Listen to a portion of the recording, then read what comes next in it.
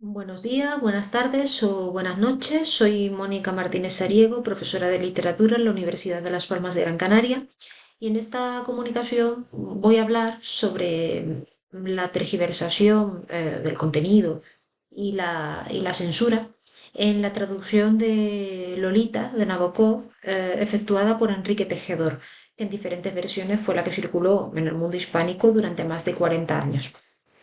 Vamos con la historia editorial del libro en sus primeras ediciones, para comenzar. Lolita ocupa una posición singular en la historia de la literatura. Nabokov, que era políglota, escribió Lolita en inglés, pero pese a residir por aquel entonces en Estados Unidos, se vio obligado a publicar la novela en Francia. La obra vio la luz por primera vez, en efecto, en 1955, en Olympia Press, una editorial parisina de cuestionable reputación. Lolita, por su escandaloso asunto, un europeo de mediana edad se enamora de una niña de 12 años y se casa con la madre de la niña para poder tener acceso a ella. Había sido rechazada por los editores norteamericanos, los editores de Estados Unidos, el país que Nabokov llamó el de los niños rosados y los grandes árboles. Solo cuando Graham Greene se refirió a la novela como uno de los grandes libros del año, pudo la obra publicarse, con modificaciones, en la editorial neoyorquina Putnam Song, ya en 1958, por tanto, 3 años después. Las primeras traducciones a otras lenguas, que aparecieron en 1959 de forma prácticamente simultánea, fueron la francesa de Eric Kahn, revisada por el propio Nabokov, y la de Enrique Tejedor, seudónimo del argentino Enrique Bezzoni, en la Editorial Sur de Buenos Aires. Esta última, basada en el texto con errores de Putnam, el texto neoyorquino, fue prohibida por la Municipalidad de Buenos Aires en julio de ese mismo año y posteriormente en todo el país por sentencias de 1962 y 1963. Pues bien, esta versión fue la base del texto que, adquirido por Grijalbo y publicado primero en México en 1970 y a partir de 1975 en España, y adquirido luego por Anagrama, publicado en España por esta editorial ya desde 1986, se conoció en el mundo hispánico así durante algo más de 40 años, ya que nadie cuestionó la traducción bonaerense por el prestigio profesional de su autor como crítico literario y como editor. Y sin embargo, como ha puesto de relieve Libardi, hay discrepancias entre las versiones de Sur, Grijalbo y Anagrama. Las traducciones españolas de Grijalbo y Anagrama, aunque atribuidas nominalmente a Tejedor, constituyen versiones deturpadas por la censura de la publicada en Sur en 1959. Los cambios no son solo cuestiones estilísticas o de detalle. Se eliminan los pasajes más escabrosos, lo que condiciona la interpretación de la novela y de lo que en ella se relata por parte de los lectores. Al percatarse de esta realidad, la de que la traducción estaba adulterada, Anagrama encomendó ya en el siglo XXI una nueva traducción a Frances Roca.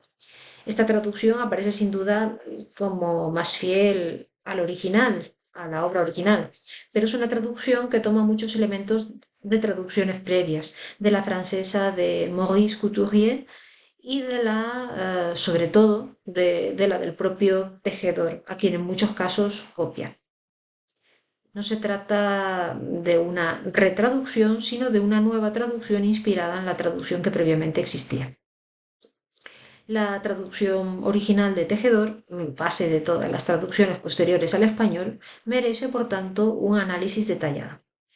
A continuación, realizaremos varias calas en el texto y reflexionaremos sobre las estrategias de traducción, muy someramente. Nos apoyaremos en la base teórica articulada por los estudios descriptivos de traducción de Toury y en la teoría de la manipulación de Hermans y Lefebvre. Tendremos también en cuenta las aportaciones de la teoría de los polisistemas, atenta a la posición de la literatura traducida en el polisistema literario, y a la teoría de la transducción de Maestro, que atiende a la labor de mediatización que operan el traductor y el sensor, modalidades de transductor, sobre el texto. Porque el análisis de las traducciones nos demostrará que contra lo que a primera vista, en una lectura ingenua, pueda suponerse, la distorsión no se debe al traductor, como muchos críticos de hecho en un primer momento pensaron. En realidad, Tejedor en su versión de 1959 es bastante fiel al texto original. La distorsión se debe a los sucesivos sensores que han deturpado el texto, modificándolo o eliminando incluso pasajes enteros. En esta comunicación vamos a realizar tan solo algunas calas, una lectura contrastada de pasajes. Para no extendernos demasiado, vamos a realizar en concreto solo dos calas, eso sí, a través de la comparación de cuatro versiones del mismo texto. El original de Nabokov, la traducción de Tejedor en Sur, la que aparece en 1959, la traducción de Tejedor o atribuida a Tejedor en Grijalbo y Anagrama, a partir de los años 70 y hasta el año 2001 por lo menos, y la reciente traducción de Roca, que ya sí data del siglo XXI. La mayoría de los pasajes censurados lo son. Bueno, hay muchas modificaciones de estilo también para que el texto sea más eufónico y se aproxime más a la prosa poética de Nabokov, pero la mayor parte de los pasajes modificados lo son en virtud de la censura. Y esta censura se efectúa por razones de moral y por pudor. El primer ejemplo de esta cuestión, el primero que encontramos, lo documentamos en el capítulo 3, cuando el narrador se refiere a sus encuentros eróticos con Annabelle. En la diapositiva tienen los cuatro textos. En la versión española de Grijalbo Anagrama, la de los años 70 en adelante, el texto, supuestamente del tejedor, dice así: Yo estaba de rodillas y a punto de besar a mi amada cuando dos bañistas barbudos, un viejo lobo de mar y su hermano, aparecieron de entre las aguas. Este mismo cambio, de hecho, se documenta en el capítulo 11. También se habla de besar o enamorar en lugar de utilizar el verbo poseer, que era el que aparecía en la versión original inglesa.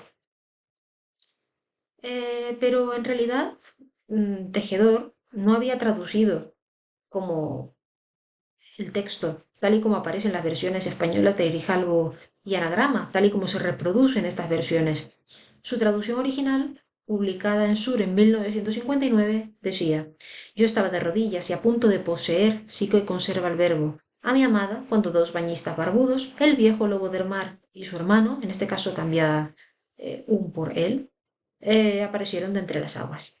Vemos que conserva en efecto el verbo poseer presente en Nabokov y en Roca, porque Roca, la traducción del siglo XXI, lo recupera.